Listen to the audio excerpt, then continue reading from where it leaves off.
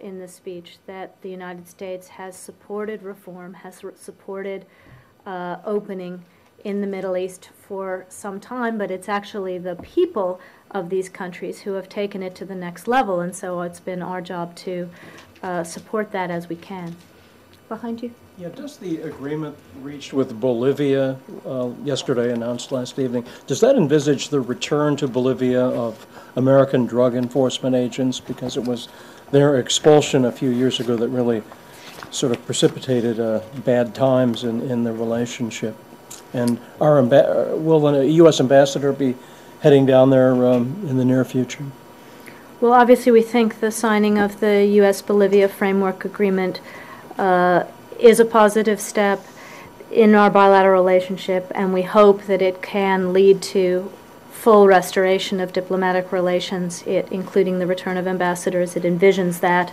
I don't have anything to announce here today, but certainly that is included. We also want to get back to being able to implement programs in the areas and the priority areas in the relationship, including law enforcement, but we just have to have those conversations now. Stay in the close nearby region, Honduras. There was a report, or at least one report earlier this week, or maybe late last week, about DEA commando squads being involved in, or a DEA commando squad being involved in some kind of a firefight with drug smugglers in Honduras, which has, I don't want to ask you about that because it's not your agency, but it has raised questions about U.S. Honduran cooperation in the drug war, and raised concerns about police misconduct, Honduran police misconduct, treatment of campesinos, farmers, particularly those who are on land occupied by a very wealthy individual, Honduran individual, who appears to have met with with embassy officials, even despite the fact that he is believed to be he's believed to be a drug kingpin of sorts.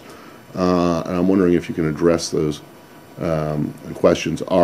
The following questions are: do you have concerns, and have you raised them with the Honduran authorities about police involvement in repression of farmers over in land disputes, or about or raise concerns about potential police misconduct in raids, in anti-drug raids?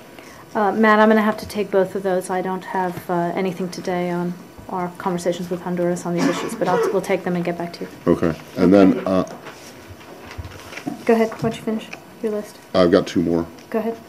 One is very brief. Is there anything new on the case of the situation of the DS agent in Hawaii? Nothing that I have further to what we said yesterday. And then today, this morning, the Secretary removed Shamil Basayev from the SGT, Specially Designated Global Terrorism List, because he no longer meets the criteria for designation. He's been dead for 5 years. I'm just wondering why. Yeah, that would mean he doesn't meet the criteria. Why does it take so long? It does take. Were you not sure? It does take some time. He's dead? No, you're right. The reason he's removed is because he's dead. Why it takes so long from the time some of these people are pass away to when we can remove them from the list, I can't speak to, but there are some procedures that have to be gone through. But we are in the process of doing some cleaning of the list. Yes, you are. Yesterday you removed a guy who'd been dead for several years, Gerhard Munz, the German. Yeah.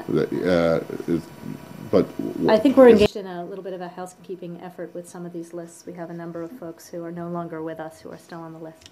Oh yeah, just quick clarification. Did you say whether the IAEA report is expected to invalidate the U.S. intelligence report of 2007 that the Iranians stopped their nuclear program back in 2003?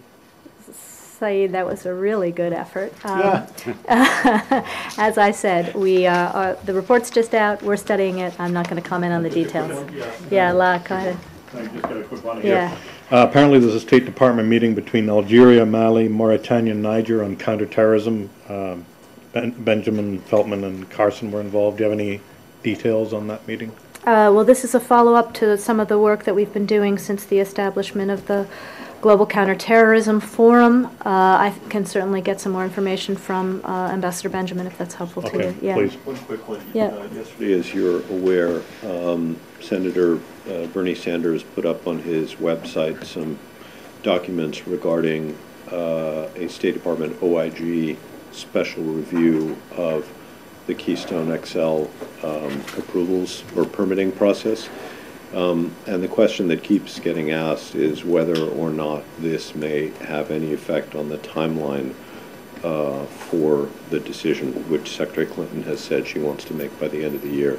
Do you have any comment, first on the OIG special review, and secondly on the timeline? Well, first, just to confirm that the Office of Inspector General of the State Department has initiated a special review. We welcome this review.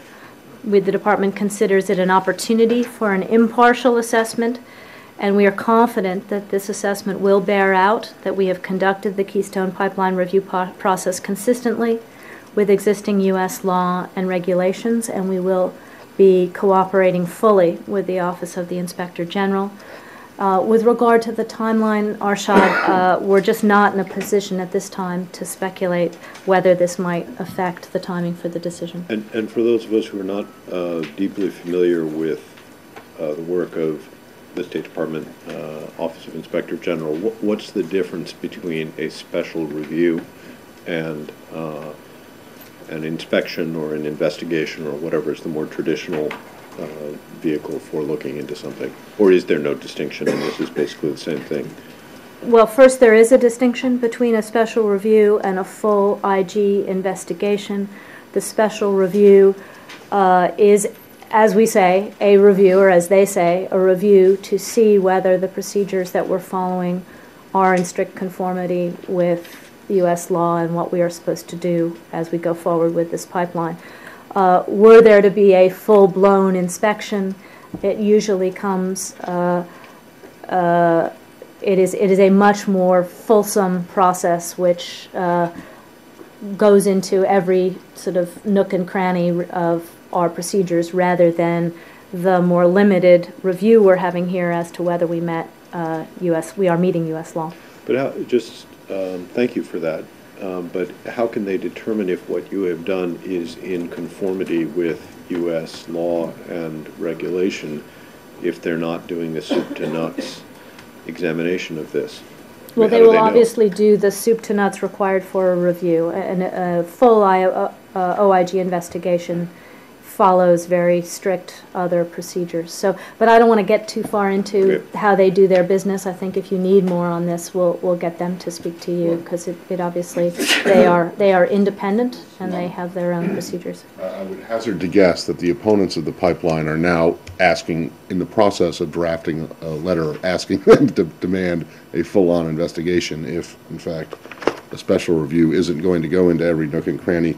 Isn't one of the things, if you look at a special review versus a full-on investigation, the special review, the reports tend to be like a page or a page and a half, and the full-on investigation runs dozens of pages often. That's kind of the main difference, isn't it, in the terms of the end product?